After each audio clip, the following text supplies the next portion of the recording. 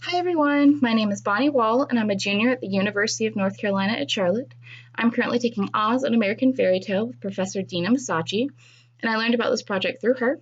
The point of this project is to celebrate the 50th anniversary of Oziana, the annual compilation of original stories by members of the International Wizard of Oz Club. Today I will be reading from The New Fellow by John Bell. This story is from the 2014 issue and is written by John Bell and illustrated by David Bishop. This story is about Kabumpo, the elegant elephant from Pumperdink in the Gillikin country, in the north of the land of Oz, and when he first visited the Emerald City.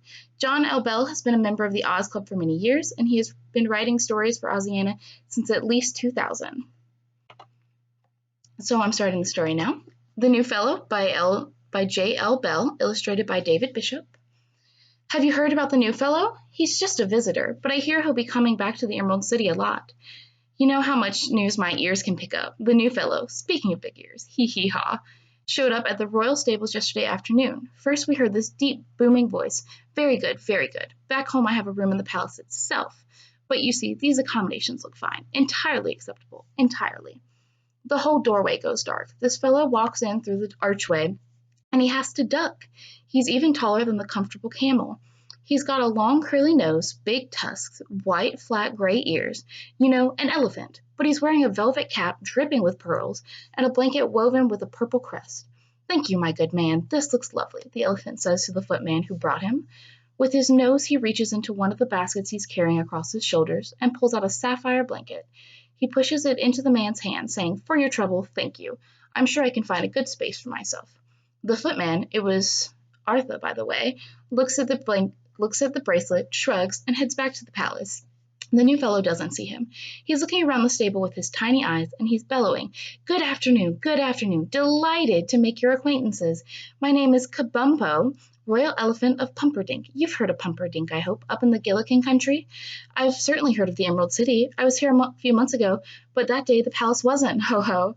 The doubtful dromedary peers over, looking as dubious as he's ever been. The Cowardly Lion and the Hungry Tiger come out of their stalls. They stare at him, whiskers bristling. The New Fellow sees their faces and puts on a serious look. Terrible shame that business was, terrible. But it all worked out all right, didn't it? I'm proud to have played my small part in helping Princess Ozma. So I took up her invitation to visit, and pleased to meet you all, too. Lion, tiger, camels, donkey. Mule, I mutter, but he doesn't hear. He swings the baskets off his shoulders and sets them down smack in the middle of the stable. Then he backs into the big stall near the door. I've covered 26 miles since this morning, been on my feet all day. If you don't mind, I'll just take a seat on these blue boxes and watch out, calls a muffled voice. Jumping Junklebees, says the elephant, jumping out of the stall like a giant gray cannonball.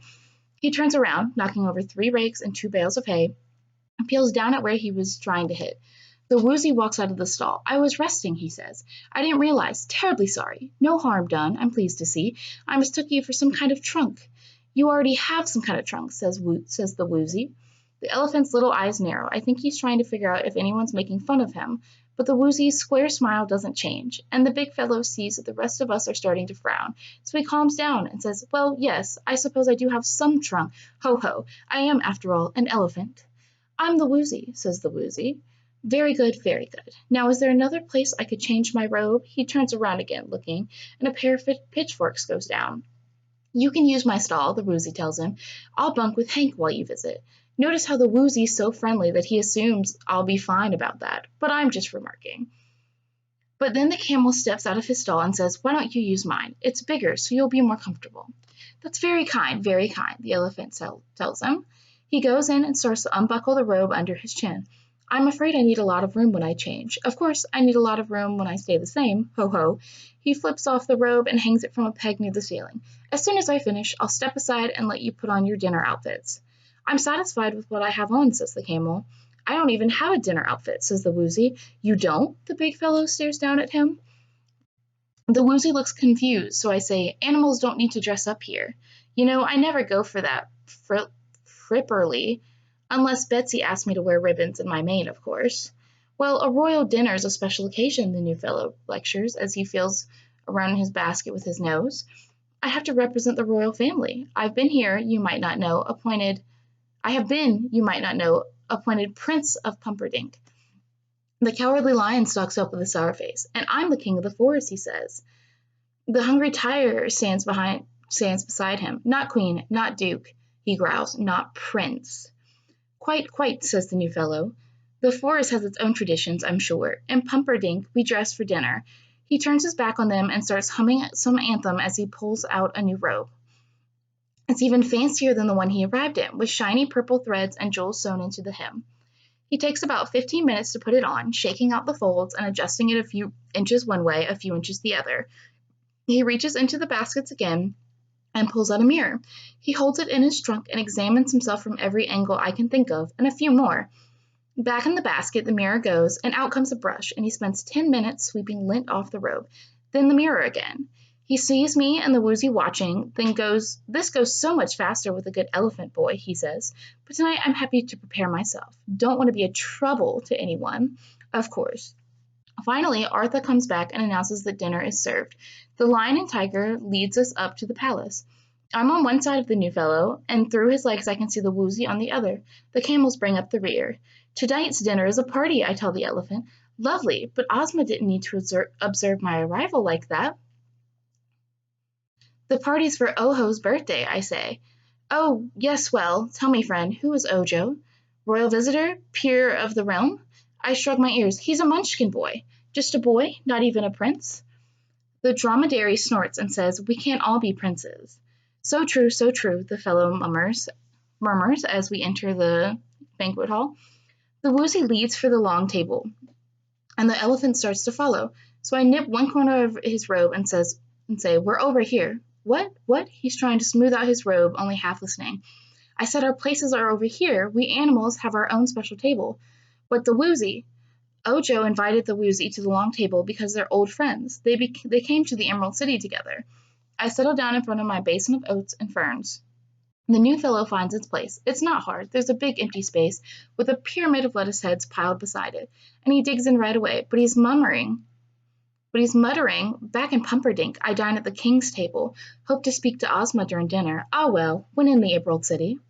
Now, he didn't grumble the whole dinner. By the second course, he was chattering with everyone at our table. It was actually good to have someone new, or else we'd just hear one more time about where the sawhorse ran today. Talking didn't stop the big guy from putting away the food, lettuce and yams and plums and buckets of spring water and I don't know what else. Even the tiger was impressed. For desserts, the cooks bring out a big birthday cake blazing with candles. Ojo blows them out and we all cheer. Then Ojo says, "Crizzle crew!" And the woozy's eyes flash fire and light the candles again. So Ojo gets to blow them out a second time and we all cheer some more.